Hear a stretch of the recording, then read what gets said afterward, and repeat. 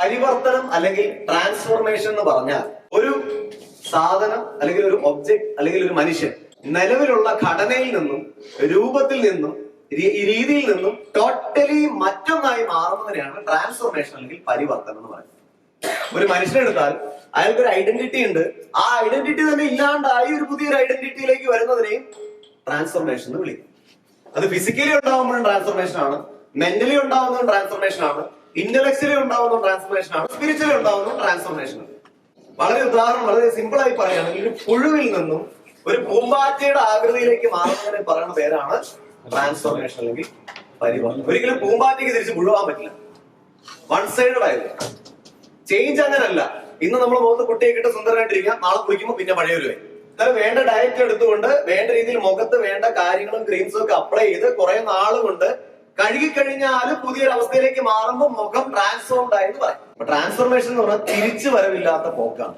നിലവിൽ നിങ്ങളുടെ സെയിൽസ്മാൻഷിപ്പിൽ നിന്നും നിങ്ങൾ ആഗ്രഹിക്കുന്ന സെയിൽസ്മാൻഷിപ്പിലേക്ക് പോകണമെന്നുണ്ടെങ്കിൽ നിലവിലുള്ള നിങ്ങളുടെ ഐഡന്റിറ്റിയിൽ നിന്നും ആ മികച്ച സെയിൽസ്മാന്റെ ഐഡന്റിറ്റിയിലേക്ക് നിങ്ങൾ മാറണം. അപ്പൊ അതിന് നമ്മൾ നമ്മുടേതാണ് എന്ന് വിശ്വസിച്ചിരിക്കുന്ന, നമ്മൾ നമ്മുടേതാണെന്ന് മുറുക്കെ പിടിച്ചിരിക്കുന്ന ചില കാര്യങ്ങൾ, ഫോർ എക്സാമ്പിൾ നമ്മുടെ നാണം, നമ്മുടെ പേടി, അങ്ങനെയുള്ള നമുക്ക് അറ്റാച്ച് ചെയ്ത് വെച്ചിരിക്കുന്ന സാധനങ്ങളെ കട്ട് ചെയ്ത് കളയേണ്ടി വരും.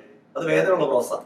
നമ്മുടെ ശരീരത്തിൽ നിന്ന് ഒരു വീർത്തിരിക്കുന്ന പാർട്ടികൾ വരുന്നത് കട്ട് ചെയ്ത് കളയുന്നത് വേദനയുള്ള പ്രോസസ്സാ, ശരിയല്ലേ? പക്ഷെ അത് കട്ട് ചെയ്താലല്ലേ നോർമൽസിലേക്ക് വരുള്ളൂ.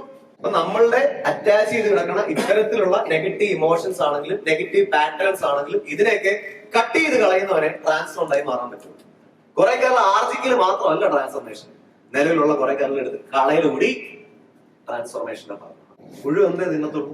ഇല തിന്ന് നശിപ്പിക്കുന്ന പണിയാണ് ആര് ചെയ്യണത്? പുഴു.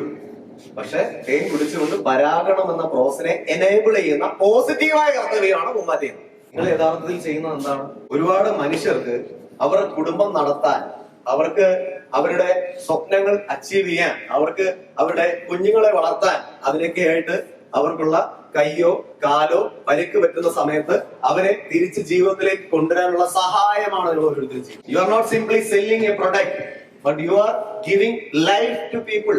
ആളുകൾക്ക് ഒരു ജീവിതമാണ് നിങ്ങൾ കൊടുക്കുന്നത്. അതാണ് നിങ്ങൾ ചെയ്യുന്ന മഹത്കരമായ ഒരു കാര്യങ്ങൾ ചെയ്യണത്. ചെറിയ കാര്യമല്ല നിങ്ങൾ ഓരോരുത്തരും ചെയ്തുകൊണ്ടിരിക്കുന്നത്, നിങ്ങൾ ചെയ്യുന്ന മഹത്തായ കാര്യമാണ്. പക്ഷെ are you proud about that? നിങ്ങൾക്കതിന് അഭിമാനം ഉണ്ടോ? നീ കാരണം എത്ര ആൾക്കാർക്ക് ഇന്ന് നല്ല നെഞ്ചും വെച്ച് കൈ വീശി നടക്കാൻ പറ്റുന്നുണ്ട്. ചെറിയ കാര്യമാണോ ചെയ്തത്? ആ ഒരു സാധനം നമ്മുടെ ഉള്ളിൽ വരുമ്പോഴാണ് നമ്മൾ പൂമ്പാറ്റയാവുന്നത്.